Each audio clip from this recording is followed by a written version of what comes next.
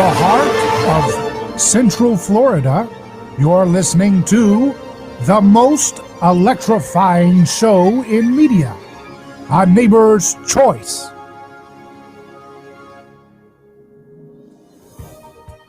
I'm your neighbor, David Gornoski. So glad to be here, live with you tonight, this afternoon, whenever you're listening to us, for a Hindsight is 2020 edition of the program. We're going to look at 2020 with clear perspective, right, as best as we can. And we're going to look ahead to the great start that will be 2021. You see, the news media wants you to believe that the only thing we can have to look forward to is a great reset.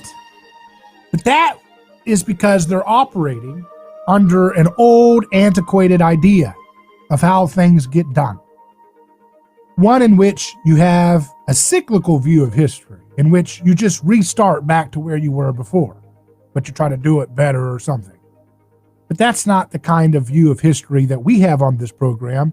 We are influenced by what Jesus introduced into history, which is a linear view of history, which means you go somewhere. You don't just eternally reset. The ancient world did resets. They would do resets when it came to kings who had lost their favor with the crowd.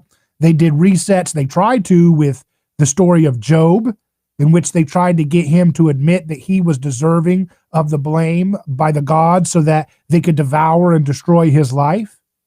King Job, from the book of Job. Jonah tried to do a great reset. They tried to do a great reset when they threw him off the boat as a way of appeasing the gods. It didn't seem to stop the trajectory of his story. He had to have a new start through a kind of new life, not a great reset. The world offers us resets. Just do over. Try again, a cycle. We tried this king, it didn't work, let's try another. We tried this president, didn't work, try another. But what we need is a great start. We need a new way of doing things completely different from that which was done before. That's the view of history that Christianity has brought into the forefront, which is that we can go somewhere, we can do something. We can do something completely different than what has been done before. That's what Jesus did. That's what he does. That's his whole thing. And yet we are in a world in which we are told we can only hope to get somewhat as good as the golden age of the things that have happened in our past. What we need to do as a society is look ahead with clear eyes for a new kind of order. One that is based on nonviolence, peace, prosperity, win-win solutions. One that's based on skin in the game. Nobody's offering you a world like that in the old media. The old media is stuck on blaming people to solve problems. Blaming this politician, blaming that identity group, blaming this group, that group.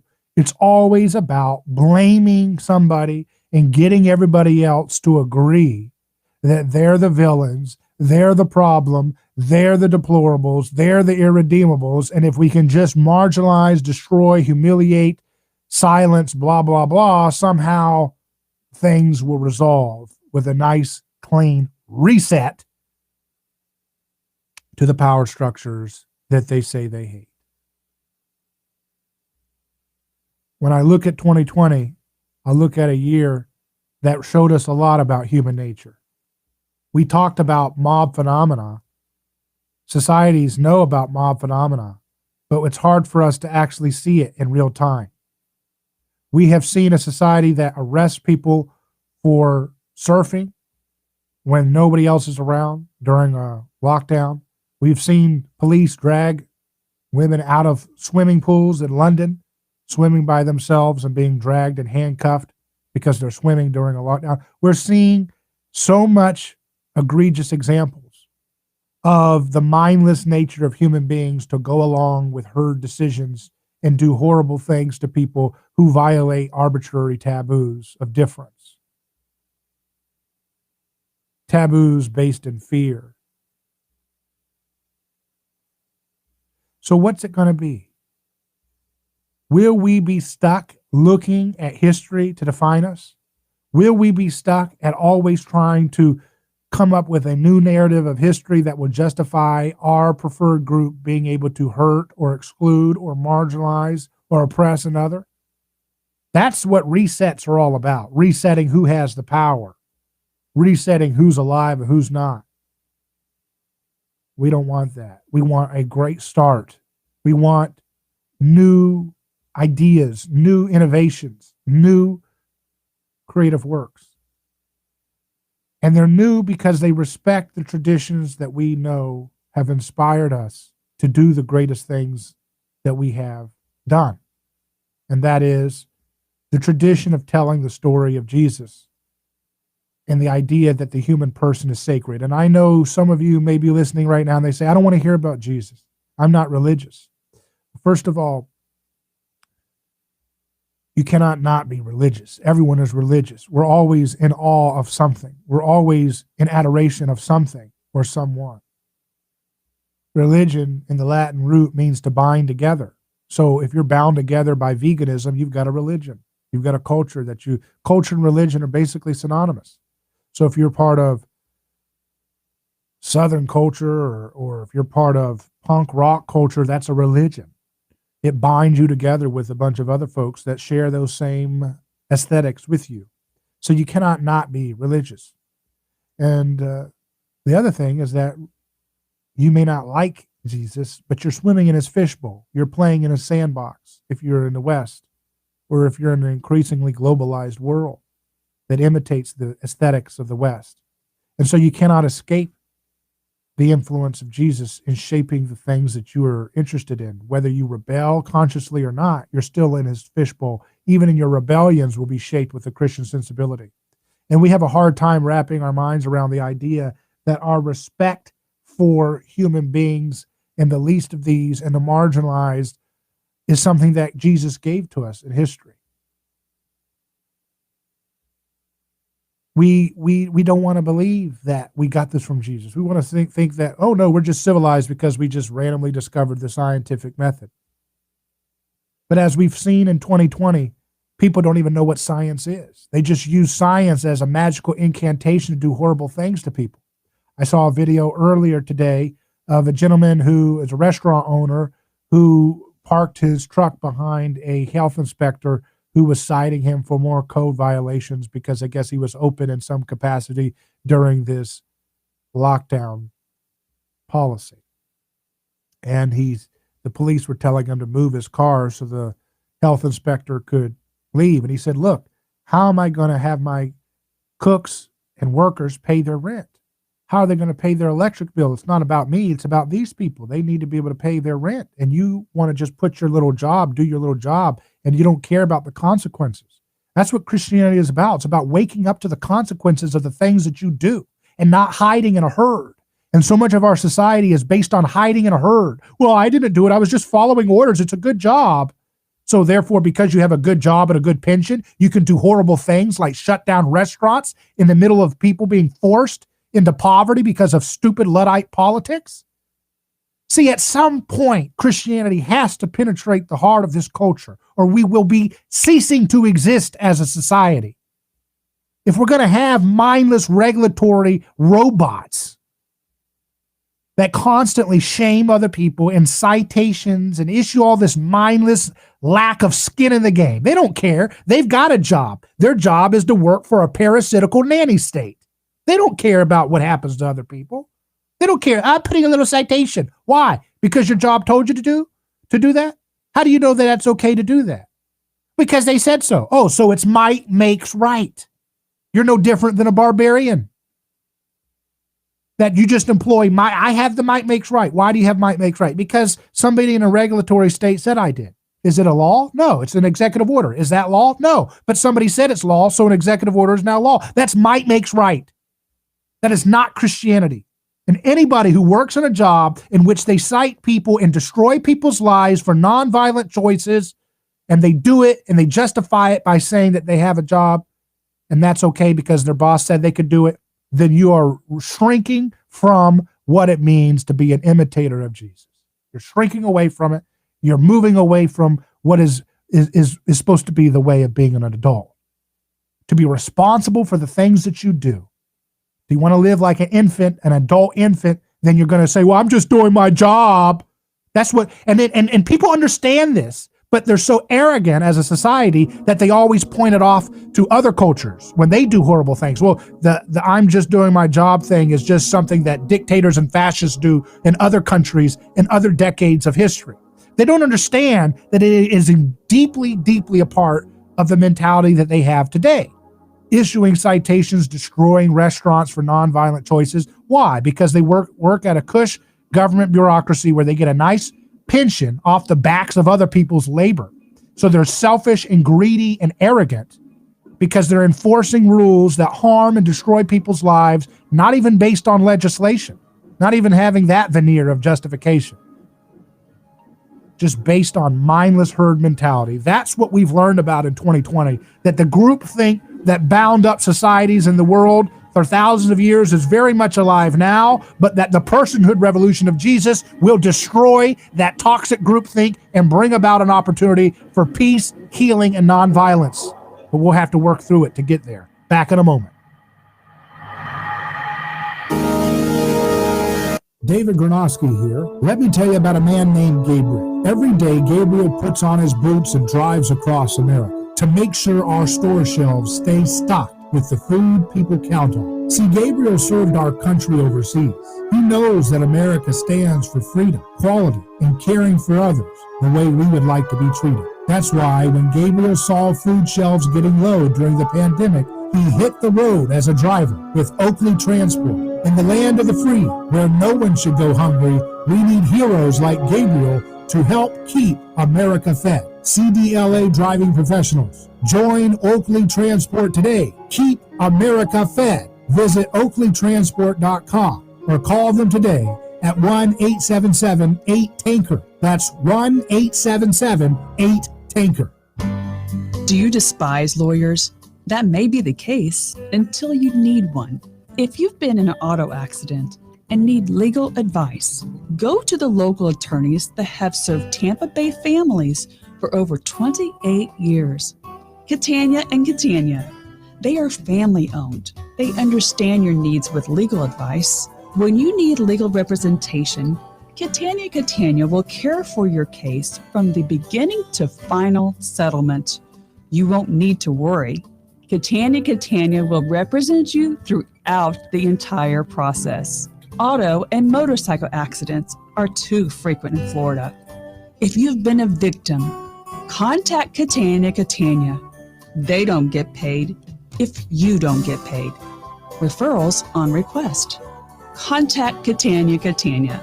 Putting families first. Offices Tampa, non-attorney spokesperson.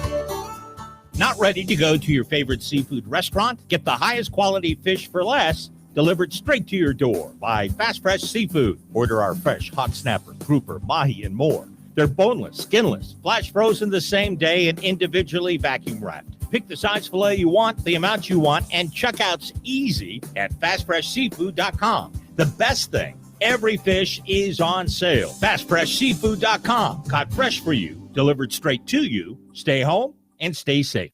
Forget the mattress and cookie jar. There's a much safer place to put your money. In a bank insured by the FDIC.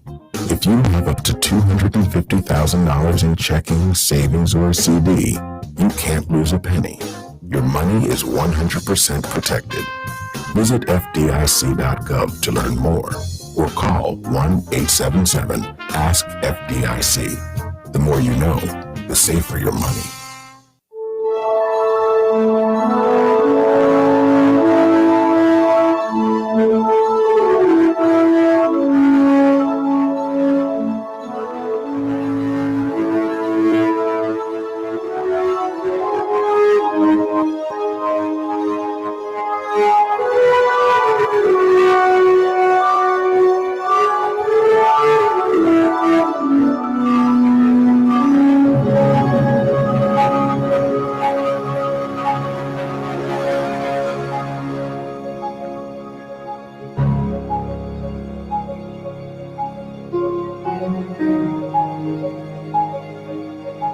So you watch these little mindless robot actions of people arresting. I saw in Spain, they were arresting a woman for surfing in the middle of a lockdown. In China, of course, they were throwing people in vans and taking families and throwing them in. That's the way human beings act. They don't, we're always saying, oh, I'm mad at any God that would create this world. Just look at what humans do. Look at how pathetic they are when they get a little modicum of power. They're grabbing people, throwing people. They don't know anything about the virus. Why doesn't China tell their people to stop eating vegetable oils that they've adopted from Western cultures? Why don't they tell them to stop eating processed flour and processed sugar? China thinks they own their citizens' lives. Why don't they tell them things that would actually help them? Because they don't care. They think of human life as cheaper than dirt. And that's the same way it is for most states and their crony corporate friends. Again, I have said this the entire year of 2020. Why in the hell does Dr. Fauci and all these other supposed people who care about people, why don't they do even one press conference explaining the dangers of vegetable oils, seed oils, and high processed flour and sugar? You've had a whole year of people being so low info that they will trust anything on their television that is said experts say. And those folks know that there's millions of people who are that docile and compliant and that nanny state ready in our population. And yet they refuse to even be good tyrants. Do you see how pathetic those people are? How pathetic are they? Granting their whole nanny state world that it's okay for humans and government and corporations to rule over people like cattle, the way they treat people. And yet they don't even try to be ethical in their own worldview of being little tyrants that tell people what to do. It takes 2 seconds to figure out that the vegetable oils that are causing the comorbidities is directly linked to people having horrible experiences with this virus. And what do they say? Well, diet is just so hard to determine. Yeah, that's what Big Pharma would tell those little useful fools in these government bureaucracies to say. They don't want you to be self-reliant, taking care of your own food with local farmers, eating ancestrally. They want to demonize you so that you're dependent on them because they're sick, mentally disgusting human beings to treat people this way. That's what I've learned from 2020, that the power of groupthink is very much alive and well, and that the power of weaponized ignorance is very much alive and unleashed, and that the ruthlessness of the folks who want to be God is breathtaking to watch. It's breathtaking.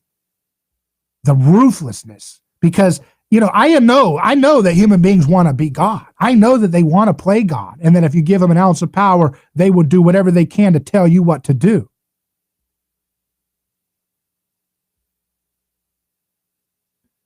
But that's not what we're seeing here alone. What we're seeing here is that people who want to play God and they know what's right when they want to play this God role, and they don't even do it. Meaning it's wrong to try to play God and tell people what to do with the state.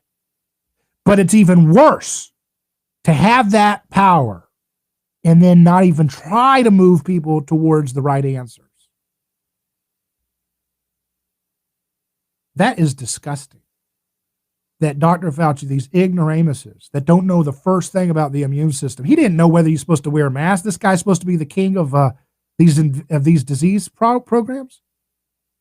Didn't even know whether you should wear a mask. And this is his first rodeo. How long has he been there? He was the guy that was stoking the AIDS hysteria. So he's got a great track record, right? And this is what people worship. They worship these pathetic idols. And you're like, wait a second, you said you're not religious? Look at the people in the streets during the BLM corporate-sponsored programming, the riots and the protests. Thousands of very rich, arrogant brats. Rich, arrogant, entitled. Mostly white is what I saw in the crowds of these protesters, and they're all laying down saying, I can't breathe, in unison. They're coveting the victim status of the people who are persecuted, like George Floyd dying, right? So they covet that position. They want to be a martyr. And so they covet the position of someone who was perceived to be wrongfully killed by police. I have talked a lot about the work of Rene Girard, and I don't talk about it a lot on radio, but I reference it, especially on the podcast Things Hidden, which you can find on our website, aneighborschoice.com. But if one thing is clear,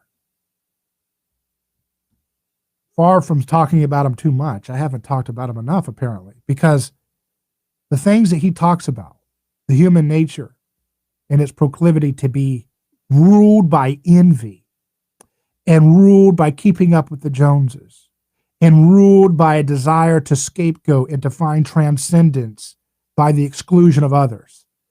That has been more on display in 2020 than any other year in our history, in our recent history, perhaps ever. It is so patently obvious. And the great thing about Rene Girard is everything he says he developed in his insight, he said he derived it from the Bible. He admits that he's purely imitating. Everything he's getting from the insights of the Gospels and their indictment on human nature and their explanation for why conflict happens and their explanation for how human beings resolve their conflict by pointing fingers at a common enemy and banishing them, blaming them, shaming them, or killing them in order to find peace amongst people who envy one another.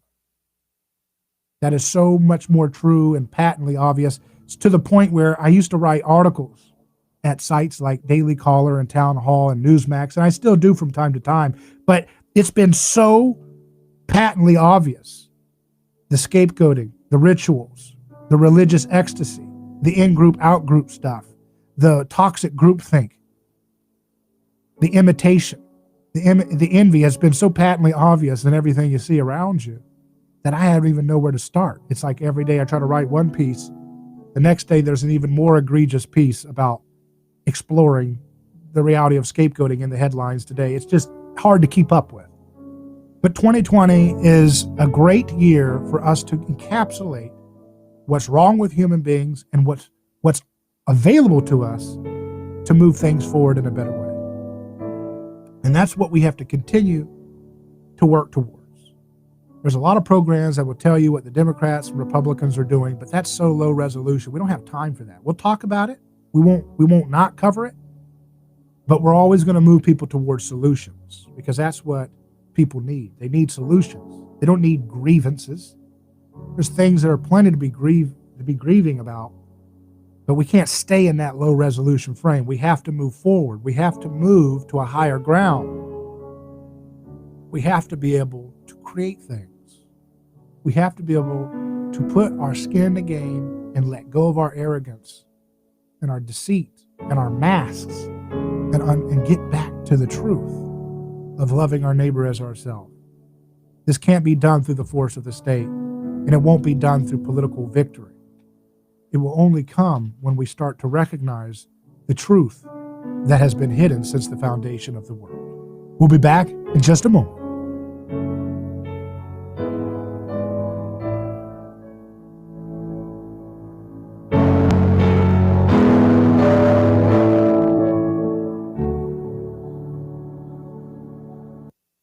Ronald Reagan would turn over in his grave if he saw what's going on today. Crazy things are happening. You cannot be afraid. You've got to stand up for what you believe is right. But one thing is for sure. You can't trust anybody. For talk, news, and information, you can count on us. Enough is enough. I mean, I almost blew a gasket. Good for the country. I know what I'm talking about. A lot of wackos out there. Your connection to talk about it. The all-new News Talk 1040, WHBO.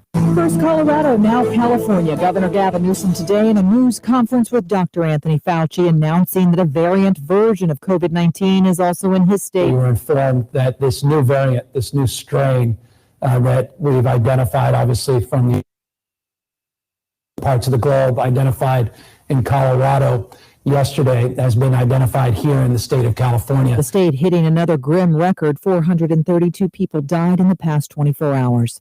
Senate Leader Mitch McConnell has closed the door for now on boosting direct stimulus checks, saying he will not call for a vote because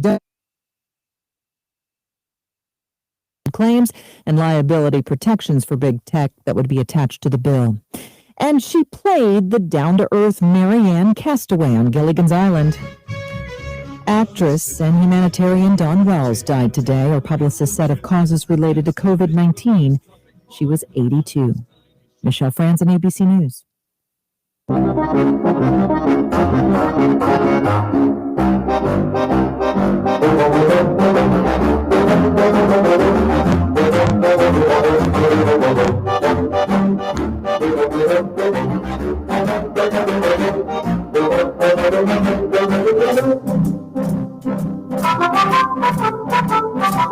Welcome back to A Neighbor's Choice. I'm David Gornoski, your host here, and we're looking at 2020. We're looking at it, I call it Hindsight is 2020, as we learn a lot from this year. What a wild exploration of the depravity of mankind and the stupidity of mankind, and some good glimmers of hope, too. And now we also look at what could become a great start with 2021. Not a great reset. We don't have time for resets, because resets indicate a kind of cyclical nature in which you have to start over again, like the ancient world would do every time they would start a new year of cycles of seasons. And that usually involved violence and hierarchies based on lies and based on, basically blaming one or one group for the problems of the many. And so joining me to look at 2020 in hindsight and look at 2021 is my friend Shannon Braswell. You may hear him when you listen to our podcast, Things Hidden, where he frequently appears. So, Shannon, how you doing? I'm good, bro. How are you? I'm doing great. And, man, we've had a few great discussions in Things Hidden, our podcast over 2020. And I just wanted to bring that conversation to our audience on A Neighbor's Choice on radio and so forth. But it's been a very informative year for folks who are fascinated by why humans act the way they do, particularly when they're in groups, in crowds, right?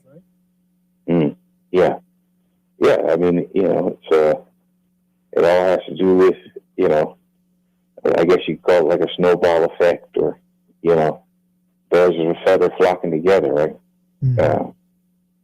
That's what we used to call it when we were kids, but, for once you grow up, you learn, what they call mimetic desire,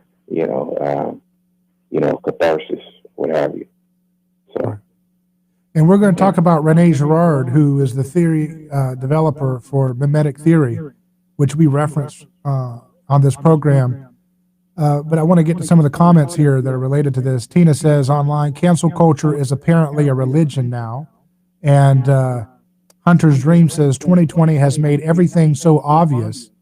I got one of Girard's book, and I'm super excited to read it. It's called I See Satan Fall Like Lightning. Anyone suggest another to a new person? I'll give that to you, Shannon. What other book do you suggest for people interested in Rene Girard's work? Well, I mean, I think it, if you know anything about Girard, he's kind of a, what I would describe as a 20th century, 21st century polymath. So it depends on where you're starting from and what you're interested in. If you're interested in literature and comparative literature, I would go with Deceit, Design, the Novel. That was one of his first books, or his first book that he actually published. And then the other book, which I find the most fascinating, is Violence in the Sacred, which is more anthropological. It deals with, societies and how they deal with conflicts, and, how they basically, internal and external mediation, and how they stop violence from, sweeping across their communities. And there are others. Some, I See Satan Fall Like Lightning. I haven't read that one yet. I'm trying to kind of go in a sequence or whatnot, my own little sequence. But there's one by Cynthia Haven. She she's just written this book. It's the Prophet of Envy, and those are little excerpts on conversations that he's had over the years that he was alive. God rest his soul. With various scholars and commentators and things like that. That he goes into different things that over his life's work. So yeah, I mean those are a few that I would just pick on. But anybody who knows Gerard, look him up and you can find just about anything, especially in the social science field. Tina online says, yes, coveting martyrdom and victim status. Author and medical intuitive Carolyn Mice refers to it as woundology. That's an interesting term, woundology.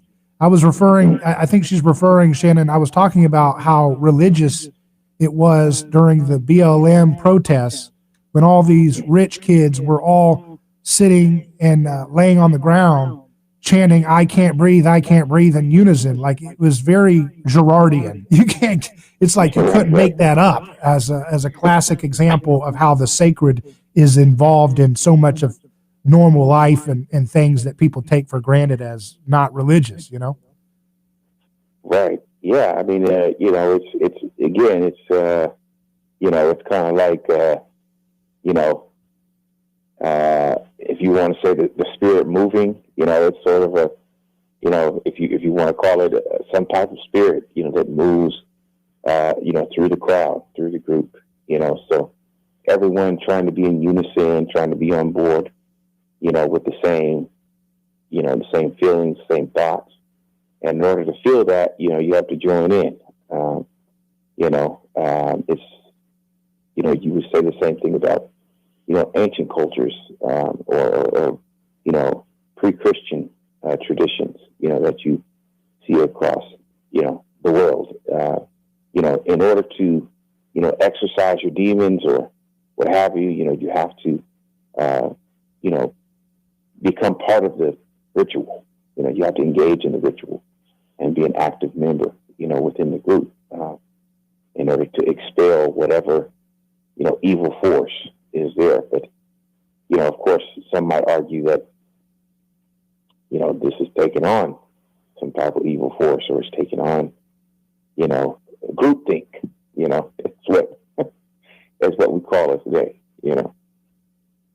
Yeah, and what's unique about what they're doing, though, unlike the older ancient societies, is that they're saying, I can't breathe, meaning they want to be one with the experience of dying, as George Floyd apparently, died in that same manner, saying, I can't breathe while I was laying on the floor. So they want to become one with the martyr, the one who is cast out. This is thoroughly a Christian thing they're doing, isn't it? Even though they're not going the right way with it, they're only doing this because of 2,000 years of Christian influence in our society. I mean, in the ancient world, we had a different framework for what people would be chanting. They would be chanting in unison for the glory of the gods to smite a person who was of a lower income status, who was defying the rituals and rules of their society. But now that person is considered to be what you're supposed to be one with, right? Right. I mean, I think that you could say about ancient societies, as with any group, is that you want to be one with the deity, and if you look at George Floyd, me and you talked about this, you can take the same example, that victims become deities, victims become gods, and Rene Girard has spoken about this. If you look at the ancient Greek gods, he believes that they were victims first, and what they do as far as vengeance goes, and whatnot. I mean, I would even characterize what those protesters are doing laying on the ground is calling out for the deity to arise and right the wrong that has been done. So it could be in the same way. It could be vengeance. You know what I mean? I'm taking justice. Justice is going to be enacted on those who have done the crime, and this deity by acting out this ritual, that force or whatever will take hold in the world. And so again, with Rene Girard, he thought that these ancient deities were victims first, and like you might say with Abel or whatever, Cain and Abel, the blood is crying out, the soul is crying out from the ground, right? So I think it has the same connotations, but we just don't. We're not able to kind of put those two together sometimes. Right. And yet we know that in the time of the Roman Empire, I'll just ask you, in the Roman Empire, would we ever expect to see, Roman citizens laying on the ground saying, "I can't breathe," in solidarity with an ethnic minority being, killed by the Roman legion? Would that ever have happened during Jesus' time? I don't think so, because I think this is where the turn is, if when it comes to like Christianity, right? Because it sides with the victim, but the I guess then you have to question that. The question is always then who is really a victim. Then that becomes the kind of sticking point in the 21st century, is that anybody who claims to be a victim, or anybody who's signaled as a victim, we have to stand with them and at all costs, right? And regardless of what they did, right or wrong, they are the victim, and they need to be, held to a higher status than anyone else.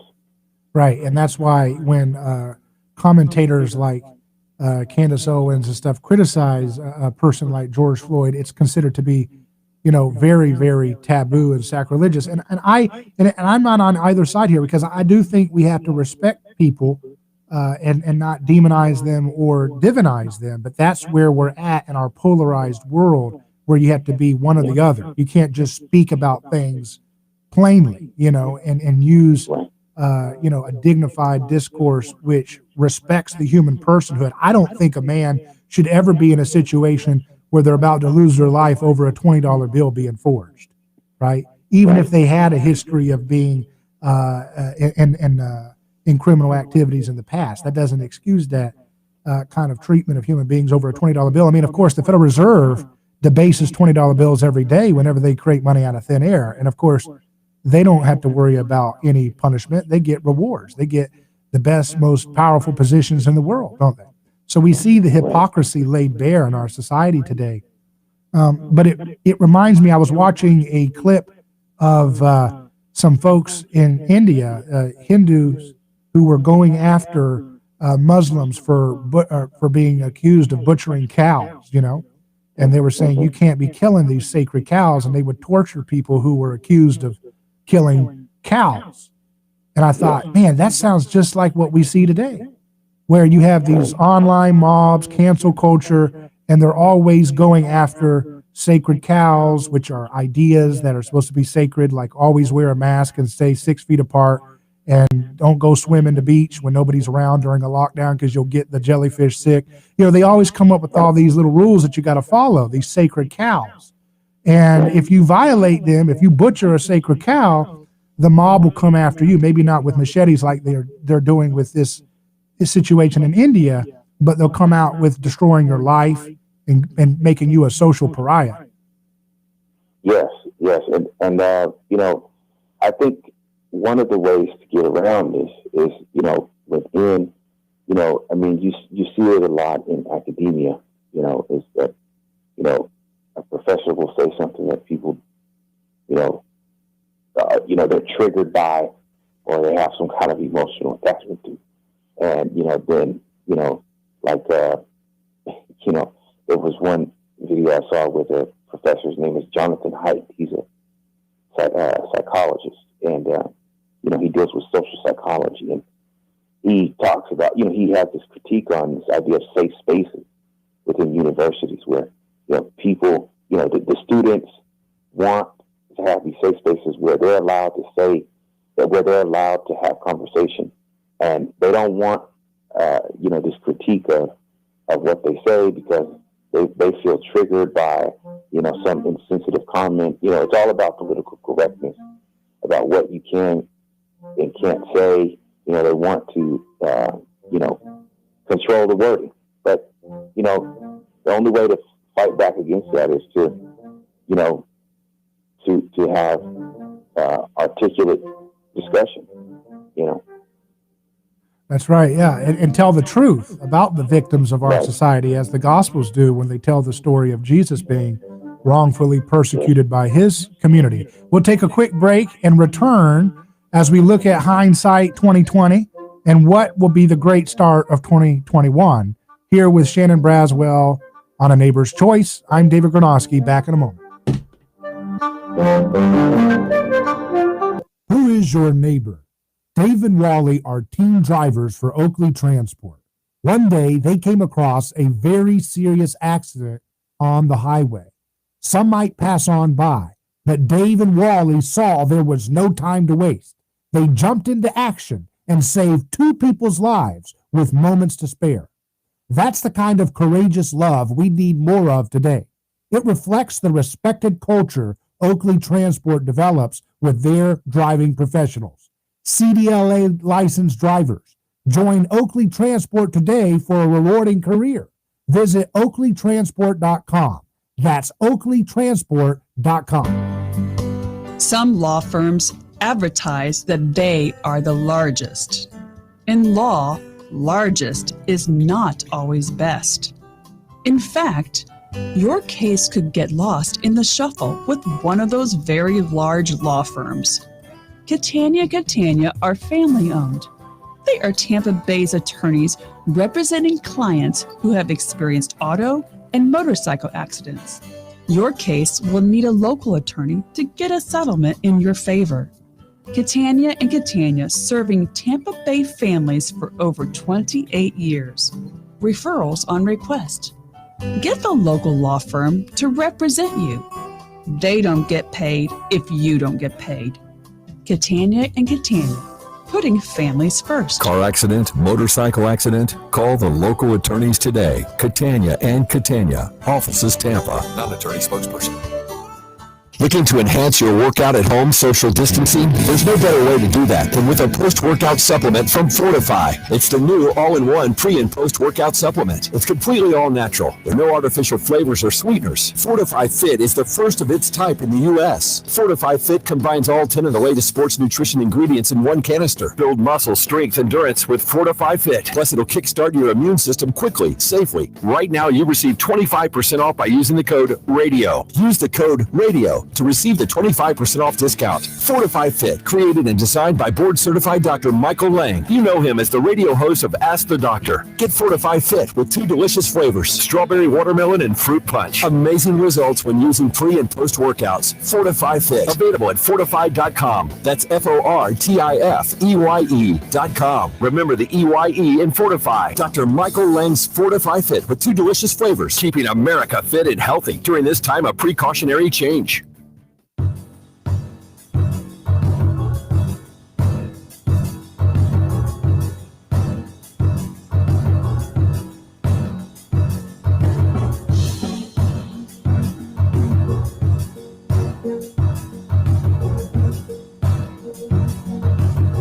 A Neighbor's Choice returns. I'm looking at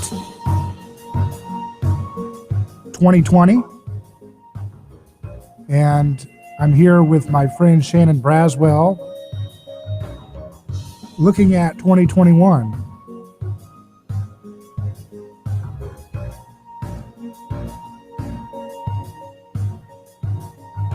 So Shannon, when I look at this year that we've seen, there's a lot of lessons to think about.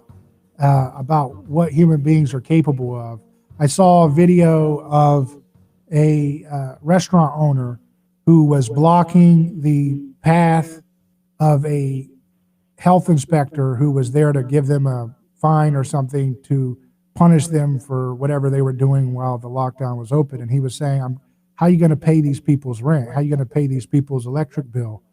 And the police were trying to get him to just comply with the mindless rule keeper. But it really reveals, what's going on with, scapegoat behavior when you have people paralyzed morally to not, do the right thing. They can't do the right thing. They have to just go along to follow orders. Yeah. I mean, where I live, here in Washington State, that's everywhere, and so, you're hard pressed to, think about what that's going to look like, in 2021. Maybe people have, kind of just taken it as what they call the new normal. Are we going to just be like this until, our governor says fine, we can lift it,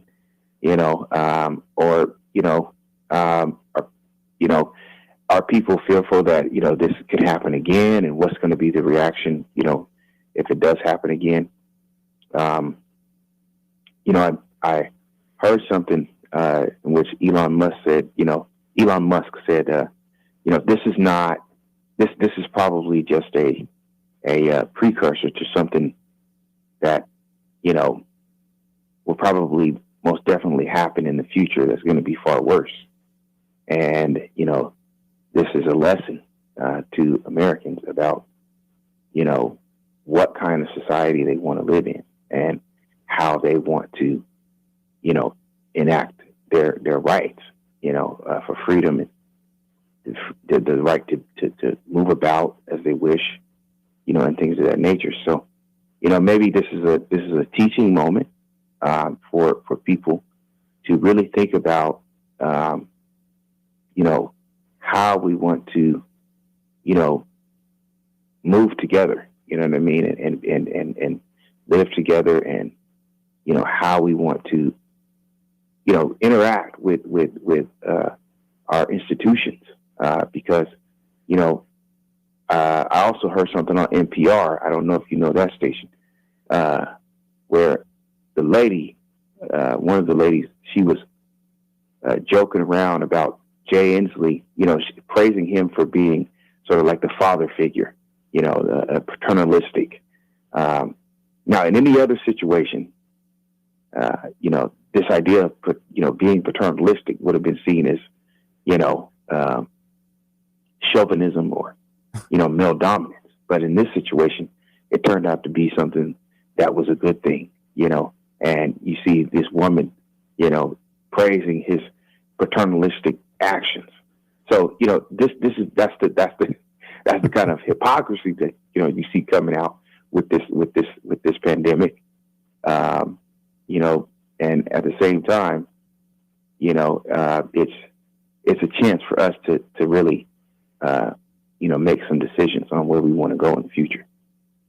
Yeah, it's interesting that that's the dynamic. It reminds me of Bill Clinton. He had all these accusations of assault, and he got a pass because he was a useful ally for their worship of the state and their nanny state that they wanted him to accomplish. So he gets a pass. That's how they do. Joe Biden, he was trained by segregationists, according to Kamala Harris, and all those people who said, I can't breathe, either didn't vote or voted for Biden. You know what I mean? So it's just insane. It makes you think that they really don't care about what they're saying they care about, because it goes out the window. Oh, we hate patriarchy until someone's being a good patriarch as they enforce a nanny state for big pharma and big corporations benefit. Or, we hate chauvinists until they're Bill Clinton and they, create NAFTA and mass incarceration and corporate welfare and wars in perpetuity. And then they're a saint. It's pretty amazing how they get away with that, isn't it? Right. And that's, I think this goes back to the question of kind of like, the snowball effect, or, this unanimous, wave or whatever that, just seeps in, and people aren't, it's not your, I would say that it's not always the case that it's people's first reaction to think or step outside of whatever is going on. The first reaction is to, join in. So, you might say the media might, show something which they think everyone can get behind, or can support.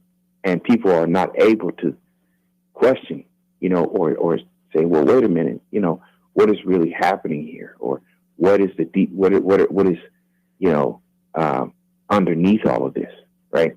It's kind of like, when you look at Star Wars or something like that, and you see all these galactic battles and stuff like that, right? But what's really at the heart of this? It's all about the Force.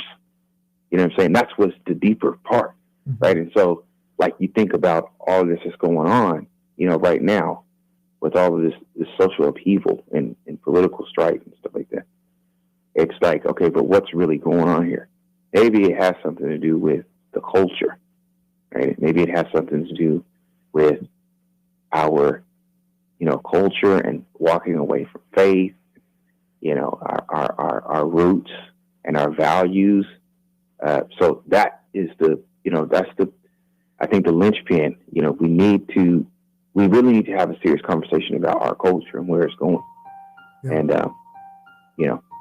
that's the main point. That's the center. Yeah, and as we know from Rene Girard, when people are in a point of contention and stress and crisis of stress, and they fail to have a successful sacrificial ritual that unites people back together, Girard would say we're going to enter into a state of undifferentiation, which is a very bad place to be. Yeah. And when I look at Harvard posted a picture of Harvard calling women birthing people to be more trans inclusive, that men, of course, could give birth to. We're in a state of undifferentiation. We're in a crisis of undifferentiation because none of the sacrifices that our state is offering and that we're offering to the state, they're not sufficing. They're not working. And so that's why we have to turn to Jesus for the true renunciation of all of this whole system, don't we? Amen. I agree with that, man. Well, Happy New Year to you, Shannon, and thanks for coming on the program. Thank you so much. Happy New Year to you, too. Very good. Shannon Braswell, everyone. Check him out on our website, on neighborschoice.com. I'm David Gornoski. We'll be back in just a moment. But for now, Godspeed.